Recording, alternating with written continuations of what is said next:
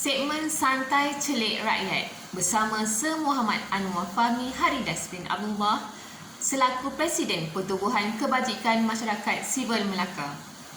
Assalamualaikum warahmatullahi wabarakatuh dan salam sejahtera tuan. Waalaikumsalam warahmatullahi wabarakatuh. Terima kasih kerana sudi berkongsi pandangan di dalam segmen Santai Celik Rakyat pada petang ini.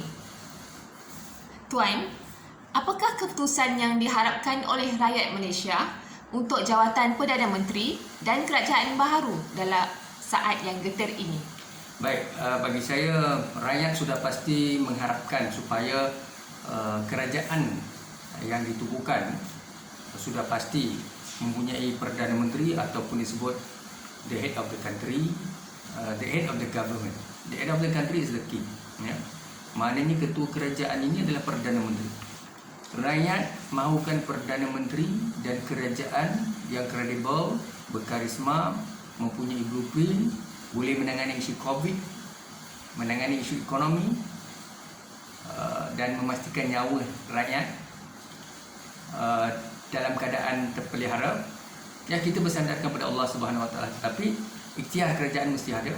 Kemudiannya kita melihat bagaimana isu-isu berkaitan dengan mencari nafkah, iaitu kos hidup, ya, yang meruncing dalam keadaan rakyat terpaksa bergadai golok, ya, ramai yang kita melihat hilang pekerjaan, ya, punca mencari rezeki, dan yang paling penting yang kita dengar perasaan akar umbi adalah mereka melahirkan kekecewaan, ya, terhadap apa yang sedang berlaku, dan itulah perkara fokus yang diharapkan oleh rakyat dalam isu. Di samping itu, yang paling mustahak adalah kerajaan yang beraccountability dan berintegriti tinggi. Pemimpin jemaah menteri yang mempunyai kredibiliti, karisma, boleh dipercayai, disegani, dihormati dan tidak korup. Seterusnya pemimpin-pemimpin itu mestilah pemimpin yang mendapat disebut bukan saja perkenan daripada tuanku, kita tahu memang tuanku restu, ya. Kemudiannya rakyat juga perlu merestui mereka lah. Itu antara perkara yang kita lihat. Sebab apabila rakyat menerima pemimpin ini, sudah pasti pemimpin itu pun memang datang daripada disebut perkenan tuanku dan raja-raja Melayu. Apakah percaturan merayu dan memujuk ahli parlimen menyokong Pakatan Harapan, Barisan Nasional, Perikatan Nasional untuk berkuasa wajar dilakukan sebelum menyerahkan SD kepada Yang di-Pertuan Agong di istana? Baik, yang itu adalah amalan demokrasi berparlimen. Sesiapa saja yang sekarang ni kita melihat Tan Sri Muhyiddin Yassin telah meletakkan jawatan kerana beliau yakin tidak ada sokongan, ya, majoriti, dan jemaah menteri juga telah meletakkan jawatan Perikatan Nasional. Maka berlakulah proses kesuburan demokrasi itu merujuk Perlembagaan Persekutuan. Semua parti politik termasuk Pakatan Harapan, Barisan Nasional maupun apa-apa parti saja yang mereka merasakan, yang mereka mempunyai kekuatan untuk memimpin Malaysia. Disebabkan itulah kita melihat perbincangan sulit berjalan pada ketiga itu semalam, di mana UMNO dengan tindakannya, Datuk Seri Anwar Pakatan Harapan dengan tindakan blok pembangkang, ataupun di sini dah tak ada pembangkang kerajaan, ya. Maknanya masing-masing memainkan peranan, sebab sekarang ini kerajaan telah tiada. Ya, sekarang yang kita ada caretaker lah, maknanya Tan Sri Muhyiddin Yassin diberi perkenan tuanku untuk mungkin dalam 2-3 hari ataupun seminggu. Pada pandangan tuan, siapa wajar menjadi Perdana Menteri dan kerajaan dan pilihan istana? Baik, yang pertama sekali ketua negara ialah Yang Bertuan Agong. Jadi sudah pasti Yang Bertuan Agong mempunyai disebut sebagai indikator KPI untuk memilih Perdana Menteri Malaysia, ya.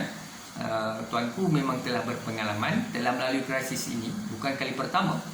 Ketika Tun Mahathir meletakkan jawatan, pada ketika itu berlakulah krisis di antara Tun dan juga Datuk Seri Anwar. Dua kamp ini berpecah. Hanya Tan Sri Muhyiddin Yassin mengambil ruang dan peluang, maka Perikatan Nasional terbentuk. Dia bukan melalui proses pilihan raya. Proses pilihan raya itu adalah proses Pakatan Harapan menjadi kerajaan 2018 menumbangkan Barisan Nasional. Tapi apakah kerajaan yang dibentuk selepas itu adalah kerajaan yang disebut dalam keadaan perpecahan dalam Pakatan Harapan. Dan sekarang Perikatan Nasional ini telah tiada. Maknanya mereka telah turun dan mereka tidak lagi menjadi kerajaan. Jadi persoalan sekarang ini adalah dalam situasi bagaimana kita mahu memastikan satu kerajaan yang solid yang sebenarnya kerajaan yang diharapkan adalah kerajaan yang dapat membantu memperkasakan agenda rakyat, Tuanku Sultan dan Raja-Raja Melayu, seterusnya mengangkat tinggi imej, reputasi dan identiti, ataupun dari segi maruah Malaysia ini, ataupun di sudut kita melihat bagaimanakah kes-kes krisis ekonomi, krisis COVID dapat ditangani oleh negara-negara lain, dan kita mahu melihat kerajaan yang ada ini mereka mampu lakukan yang terbaik. Boleh ulang balik soalan tadi? Siapa wajar menjadi Perdana Menteri dan kerajaan dan pilihan istana?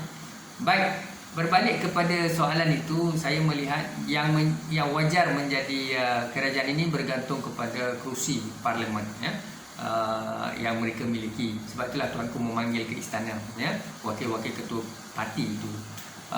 Dan daripada situ Tuanku dapat membuat kesimpulan. Saya juga dipahamkan ketua-ketua parti ini juga dipanggil secara bersemuka ataupun dalam keadaan sudah pasti kita yakinlah Tuanku ada sebab. Dan siapa yang layak ini, yang mana ada majoriti tinggi. Kemudiannya kita juga memikirkan ada perkara yang tersirat dan tersurat mungkin dipertimbangkan oleh Tuanku sendiri atas apa yang baginda Tuanku melihat perkembangan politik Malaysia. Apakah fokus Perdana Menteri dan kerajaan baru serta cabaran-cabarannya? Baik, fokus kerajaan baru ini sudah pastilah sangat sengit, sangat mencabar. Siapa saja menjadi kerajaan jangan terlalu gembira. Siapa saja menjadi Perdana Menteri jangan terlalu suka. Siapa saja yang mahu mentadbir Malaysia ini dalam keadaan getir begini, pesan saya adalah sangat mencabar dalam 1 tahun ini sebelum parlimen dibubarkan, kerana kes COVID ni 2000 lebih, dan kes ekonomi, kes-kes yang rakyat bunuh diri, kes-kes disebut tekanan, pelbagai tekanan dan juga antara keperitan rakyat dan sebagainya, bukan mudah. Jadi kesannya besar kepada siapa yang menjadi Perdana Menteri dan kerajaan, kerana apabila tuan-tuan gagal, dia memberi kesan perception rakyat kepada kerajaan tuan-tuan sangat tidak disebut optimis ataupun positif. So apabila pilihan raya akan datang, so tuan-tuan perlu berhadapan dengan perception rakyat yang mana kerajaan tuan gagal. Tuan-tuan gagal, tak kira kerajaan UMNO, kerajaan Pakatan Harapan atau Perikatan Nasional. Saya pun dipahamkan tiba-tiba Perikatan Nasional muncul semula, kita tidak pasti. Tapi apa pun bagi saya, siapa jadi kerajaan dalam keadaan sekarang ini, mereka perlu bukan saja bertanggungjawab menyelesaikan krisis, malahan mereka juga akan diadili oleh rakyat pada PRU 15. Jangan gairah sangatlah jadi kerajaan. Tapi kita mesti ada kerajaan, kita mesti ada kerajaan. Krisis ini mesti diselesaikan segera. Apakah pula pertimbangan Tuanku dan istana menurut pemikiran Tuan tentang kerajaan baharu? Baik, menurut pemikiran saya melihat Tuanku sudah pasti telah menyelami apa yang berlaku dalam senario politik Malaysia ini, dan kemungkinan kalau Tuanku ambil satu pendekatan saya sebut dalam proses demokrasi ataupun proses disebut perundangan, yang pasti Tuanku melihat pada majoriti, tetapi ada juga unsur-unsur di situ yang saya bertanggapan secara peribadi Tuanku akan juga memikirkan kesannya kepada masyarakat secara keseluruhan, dan bagi saya kemungkinan apakah yang menjadi sandaran adalah dari segi KPI kerajaan sebelum ini, Perikatan Nasional, apakah sumbangan mereka, ahli parlimen di kalangan Perikatan Nasional gagal atau tidak Perikatan Nasional ini. Kemudiannya melihat kepada apa berlaku pada Pakatan Harapan, di mana isu kronologi Tun Mahathir dan Datuk Seri Anwar ada dua kamp pada ketika itu berpecah, dan di mana Pakatan Harapan tidak dapat meneraju Malaysia 5 tahun satu penggal, dan itu hak mereka lah, sepatutnya mereka mentadbir urus Malaysia. Kita pegang pada government of the day. Kalau Barisan Nasional naik, Barisan Nasional lah. Kalau Pakatan naik, Pakatan lah. Kalau yang naiknya Perikatan Nasional. Jadi Pakatan tidak dapat meneruskan agenda sebab itu adalah gelanggang mereka. Ya, gelanggang mereka. Tetapi gelanggang mereka telah dipolusi atau dimusnahkan. Tapi sekarang ini saya melihat mereka mendapat peluang kedua, tetapi peluang itu masih lagi menjadi tanda soal kerana isunya adalah mereka sekarang ini bergantung kepada majoriti dan juga apakah yang akan berlaku di istana. Jadi bagi saya lah, kalau saya tanya saya secara peribadi, bagi saya kalaulah Pakatan Harapan mempunyai disebutnya majoriti tinggi, pejuang Tun Mahathir ya, dan juga Datuk Seri Shafie Apdal dan sebagainya, kalau ada majoriti, mereka, sebab ini keputusan tuanku, sukar saya ingin menyebutnya, tapi apapun bagi saya, gelanggang adalah gelanggang Pakatan Harapan sepatutnya. Ya, kalau mereka tak dapat bermain dengan selesa, mereka akan tetap tidak puas hati. Ya, mereka akan rasa duka cita dan akan berlakulah berpanjangan apa yang berlaku pada Perikatan Nasional. Ya, sebab Perikatan Nasional dia muncul bukan dalam pilihan raya, dia muncul hanya dalam keadaan krisis bergolak politik Malaysia, dia timbul secara tiba-tiba. Maka di situlah disebutnya kerajaan pintu belakang dan pelbagai kata kunci. Jadi bagi saya tidak sesuai sekiranya gelanggang Pakatan Harapan ini dirobek, diruntuhkan dan dicabut. Melainkan Pakatan Harapan memang tidak mendapat majoriti. Yang itu tuanku tak boleh bantulah. Tetapi bagi saya yang paling mustahak adalah PRU15.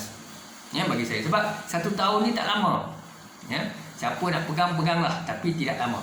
Dan satu lagi perkara, Datuk Seri Anwar Ibrahim ni saya melihat dia adalah pemimpin veteran senior dan keluar masuk penjara pelbagai ujian liku-liku hidup ya, dan PKR dan Pakatan Harapan. Ramai juga pemimpin veteran mengetahui, rakyat Malaysia mengetahui ya isu apa yang berlaku pada Datuk Seri Anwar. Jadi kalau Anwar Ibrahim tidak diberi peluang ya, tapi dengan syarat majoriti mesti adalah menjadi kuat. Kalau tak ada, saya lihat krisis politik Malaysia ni tidak ada kesudahan. Kerana Datuk Seri Anwar ni belum lagi capai his own dream to become as a Prime Minister, to lead the country. If you give him the opportunity to rule the country, then we can see his leadership style and also commitment in terms of how to handle a crisis. For instance, how to make sure that Malaysia is going to be one of the great country in the world. What is the achievement in terms of investment, in terms of what you call economical aspect, financial aspect, yeah, and also in terms of education, yeah, it could be apalah banyak lagi isu-isu, ya. Tapi Anwar Ibrahim ni tidak diberi ruang dan peluang menjadi Perdana Menteri, ya. Jadi mungkin faktornya adalah disebabkan oleh pemimpin-pemimpin mentor sebelum-sebelum ini mungkin tidak mahu mendorong ataupun tidak mau endorse seperti Tun Mahathir sebelum-sebelum ni, ya. Tidak begitu supportive sebab Mahathir ni dia legacy pemimpin veteran yang dihormati. Bila Tun Mahathir tidak restu atau endorse, Anwar dia ada masalah. Datuk Seri Anwar memang ada masalah. Tuan-tuan suka tak suka, itulah hakikatnya. Anwar Ibrahim ni boleh diangkat, tapi hari ini saya difahamkan Tun Mahathir pejuang warisan YB Datuk Seri Shafie Apdal sokong. Saya dengar begitulah, ya. Tidak tahu setakat mana kebenarannya. Tapi kalau warisan tidak menyokong, Datuk Seri Anwar tidak, Tun Mahathir tidak menyokong, pejuang tidak menyokong Datuk Seri Anwar, Pakatan Harapan, saya kurang yakin Datuk Seri Anwar boleh menjadi Perdana Menteri dalam keadaan yang mungkin dalam tuanku, sebab majoriti takkan ada, ya. Jadi bagi saya Anwar Ibrahim ni kalau beliau tidak mendapat menjadi Perdana Menteri Malaysia, konflik politik Malaysia ni tidak ada full stop. Jadi bagi saya, kalau Anwar benar-benar mempunyai kursi, ya, jadi ada baiknya UMNO juga memberi laluan pada Datuk Seri Anwar. Sebab begini, kita mahu melihat kredibiliti Datuk Seri Anwar, kepimpinan Datuk Seri Anwar yang sebelum ni. Datuk Seri Anwar sendiri cakap dia pernah jadi Timbalan Perdana Menteri Kewangan, dia pernah lead senior minister, ya.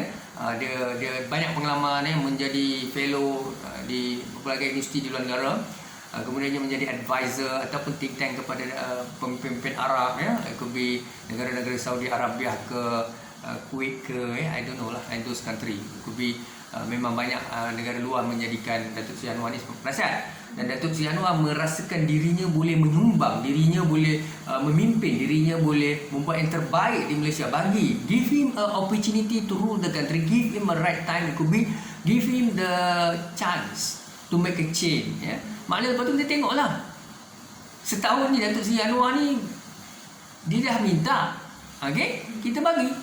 Tapi bagi itu maknanya mestilah ada majoriti, ya, 2/3 ataupun 112 kursi.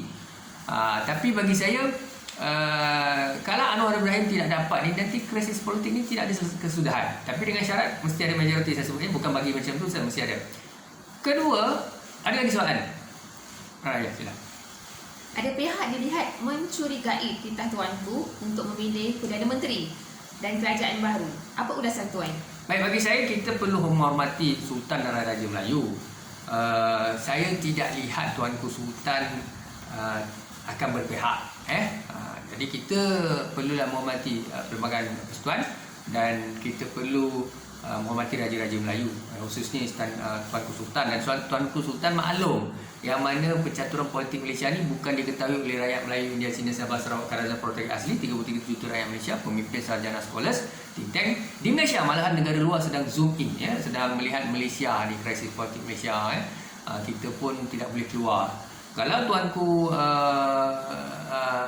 maknanya mempunyai pendirian sedemikian, sudah pasti dia memberi risiko. Jadi kita tidak yakin perkara itu akan dilakukan oleh istana. Kita sebagai rakyat sepatutnya berfikiran positif, ya. Tidak salah kita berfikiran, contohnya kita nak memberi pandangan, tetapi janganlah sampai kita tidak yakin, ya. Tapi tuanku pun tidak akan mengizinkan Perdana Menteri atau kerajaan lemah, kerajaan-kerajaan yang tidak ada dasar-dasar blueprint, kerajaan yang tidak. Kadang-kadang dalam hidup ni kita perlu beri peluang bagi mereka yang agresif, yang betul-betul yang rasa macam gairah, energetik, yang betul-betul yang mereka bertanggapan kalau mereka mendapat kuasa mereka akan buat yang terbaik. Mereka nak buat, sebab dia ada visualization, dia dah visualize, ya. Sebab saya tengok Datuk Seri Anwar ni, bukan saya nak berpihak, Anwar Ibrahim ni dia sangat-sangat visualize, dia sangat-sangat rasa dia boleh buat. So kita nak tengok, jadi ada lagi soalan. Okey, jadi soalan yang seterusnya, ataupun pandangan saya yang terakhir sebelum kita ni, saya melihat begini. UMNO ni saya melihat satu parti keramat, betul. Cuma UMNO ini kebangkitannya PRU15 sesuai, ya. Sebab sekarang jangan, bagi saya lah personally, sebab UMNO ni dia banyak skandal, ya, banyak kes yang sedang berjalan, ya, Sebab kenapa saya sebut Barisan Nasional UMNO ni dia dah memerintah Malaysia 60 tahun. Sudah pastilah bila kita sudah lama menjadi kerajaan, macam-macam isu, kes salah guna kuasa, sebab jemaah menteri kita ramai, banyak isu-isu kewangan, isu-isu pentadbiran dan sebagainya. Sudah pastilah kita ada sedikit sebanyak terpalit, ya. Jadi dalam keadaan sekarang, kalau UMNO nak menjadi champion, dia akan jadi satu, melainkan UMNO ada 2/3 majoriti ataupun disebut 112 kursi. Kalau UMNO ambil juga, bagi saya doakan PRU15 lah. Sekarang jangan dulu. Tapi kalau UMNO nak ambil juga sekarang, dia akan jadi isu juga, sebab masih ada rakyat yang melihat UMNO ini belum bersih. Sebab pemimpin-pemimpinnya ramai yang sedang berlaku prosedur mahkamah. Bila tidak ada prima facie, tetapi imejnya telah terjejas. Banyak pemimpin UMNO yang ada skandal rasuah yang banyak. Begitu juga pemimpin-pemimpin UMNO yang ada ni pun, satu nama, ya, yang saya melihat mungkin Tok Mat, Muhammad Hassan, ya. Beliau saya lihat masih berkisih lagi lah, ya. Khairi Jamaluddin, tapi KJ ni muda, jadi dia ada pemimpin veteran ramai di situ. Yang lain-lain ni kita rasa ada masalah. Sebab tu saya kata UMNO ini sepatutnya, bagi saya secara jujurnya, tunggu dulu PRU15. Bersihkan dulu, susun strategi, kemudiannya bergetaplah dalam gelanggang politik pilihan raya. Tapi jangan sekarang. Dalam setahun ini dia ada bahayanya UMNO libatkan diri. Yang pertama, penerimaan masyarakat, ya. Dan masyarakat akan bertanggapan macam-macam. Naik UMNO ni dia nak tutup kes mahkamah, ya. Naik UMNO dia akan tutup, settlekan masalah-masalah yang sedang berjalan melibatkan pemimpin-pemimpin UMNO. So itu tujuannya nak jadi Perdana Menteri, ya. Cakap macam mana pun rakyat akan fikir, sebahagian besarnya akan fikir macam tu. Jadi bagi saya biar dia punya kes tu settle dulu, ya. Jadi kita doakan pemimpin UMNO ni kalau betul-betul tidak, saya bukan kata UMNO saja rasuah, Rasuah ini tuan-tuan, dia bukan kenal parti politik. Pakatan Harapan ada juga pemimpinnya yang terpalit. Begitu juga dalam kes-kes PAS, ya, mereka pun ada kes-kes yang pernah diheret ke SPRM. Jadi ialah kerajaan berubah, kes-kes ini pun kadang-kadang kita pun tak tahu status, tiba-tiba kes tu hilang, orang tu pun hilang. So sebelum Pakatan Harapan naik, semua kes dibuka. Kemudian Pakatan tak ada, kes tu dah hilang. So we don't know what's going on. Macam tu juga Barisan Nasional. Masa Barisan Nasional kes banyak tak ada. Bila Pakatan naik, buka balik. Lepas tu datang Perikatan, tutup balik. Ada buka balik. Jadi kita nampaklah rakyat ni dia orang bijak, pengundi bijak. Mereka boleh fikir belia dan sebagainya. Jadi bagi saya begini. Apa pun kalau betul UMNO nak kembali, saya ikhlas nak beri pandangan pada UMNO, suka tidak, jangan dulu sekarang. Reform dulu, susun strategi, betulkan dulu dia sebut dia punya jentera penggerak dan juga pemimpin-pemimpin itu. Kalau boleh bagi lapisan yang muda-muda ni, gantilah pemimpin UMNO yang lama ni. Jadi selagi UMNO tidak mau turun, jadi branding itu tidak ada. Jadi kalau kita masih lagi berharapan rakyat akan menyokong kita, saya jujur menyatakan saya tidak nampak orang pengundi Melayu dan Cina akan menyokong UMNO akan datang. Yang saya nampak ada pengundi Melayu tu adalah, tetapi bukan semua. Ini ada masalah. Di Malaysia ni kalau kita nak menang beraya pun agak sukar. Kita perlukan bangsa Cina dan India. Begitu juga Pakatan Harapan. Pakatan Harapan pula bermasalah dengan undi Melayu. Sebab dia ada isu DAP, dia ada isu mereka bimbang, orang Melayu bimbang dengan isu-isu Bumi Putera dan sebagainya. Jadi bagi saya, kita rasa dalam keadaan ni seperti saya kata, ada baiknya beri Datuk Seri Anwar menjadi Perdana Menteri, Pakatan Harapan. Tetapi Datuk Seri Anwar saya melihat dia kena berjiwa besar. Lestari jangan sombong, jangan bongkak, jangan takabur, kan? Anwar Ibrahim, kan? Saya boleh memimpin negara ini, saya akan buktikan ini hak kami untuk memimpin Malaysia kerana rakyat memberi amanah kepada kami pada PRU. Tuan-tuan dan puan, Anwar dia begitu kalau cakap, kan. Tapi saya nampak Datuk Seri Anwar sekarang ini dia sudah ada satu sifat mendengar. Sebab saya selalu pesan, if you want to lead a country, if you want to become a good leader, you should become a good listener. Bila you naik isu-isu tentang Islam Melayu ni, biar yang bercakap ni Melayu. Jangan bagi pada member of parliament non-Malays. Dia AP ke, ni tak boleh. Sebab dia jadi sensitif. Sebab orang Melayu tidak suka menteri bukan Melayu bercakap pasal Islam. Menteri bukan Melayu cakap pasal Bumi Putera. Tapi yang ini Pakatan Kilaf masa zaman Tun Dr. Mahathir. Yang ada menteri-menteri Pakatan Harapan ni, dia sangat berani. Dia ingatkan Malaysia baru, dia boleh cakap apa dia nak cakap. Boleh, sensitif kena cakap. Sensitivity. Sebab orang Melayu ni, dia tuan. Kata tuan ni lah. Raja pun Melayu, Sultan pun Melayu, ketua jawatan pun banyak Melayu. Jadi bila orang Melayu ni, majoriti dia, populasi dia. Apabila kita orang Cina, orang India ni, bila bercakap bagi pihak Melayu atau Bumi Putera, adalah kes-kes education, Menteri Cina terlepas cakap. Padahal kita ada Menteri Melayu, YB Mazli, kan. Tapi bila benda-benda sensitivity ni tidak dipahami, maka marahlah kebanyakan orang Melayu sensitif. Mereka takut dengan kemunculan DAP. Dekat situ masalah. Padahal mungkin DAP ni dia ada satu kekuatan yang dia nak buat. Dia bertanggapan Malaysia is for Malaysian lah. Maknanya Malaysia baru. Maknanya dia tak nak resis, dia tak nak fikir pasal kaum. Okey, dia rasa dia menteri, dia nak buat yang terbaik sebagai menteri, dia nak cakap apa, dia nak cakap apa semua. Tapi perlu faham, orang Melayu tak begitu. Orang Melayu ni dia satu sifatnya dia masih menjaga kemelayuan dia dan masih menjaga hak Bumi Putera, masih menjaga kedaulatan isu-isu yang seperti apa yang termaktub dalam permasalahan. Jadi kita kena hormatlah. Sebab itu strateginya kena betul.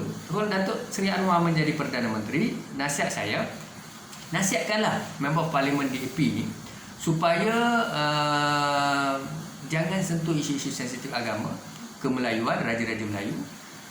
Dan kalau nak bercakap, biar Datuk Seri Anwar yang bercakap. Yang keduanya bagi saya, supaya tak diurus negara dengan baik. Dan kalau boleh ambil blok UMNO, ambil blok daripada PAS, ambil blok daripada parti-parti Sabah Sarawak, masukkan mereka sama, tak habis urus Malaysia. Jangan ada rasuah, salah guna kuasa dan sebagainya lah. So itu nasihat, pandangan peribadi saya.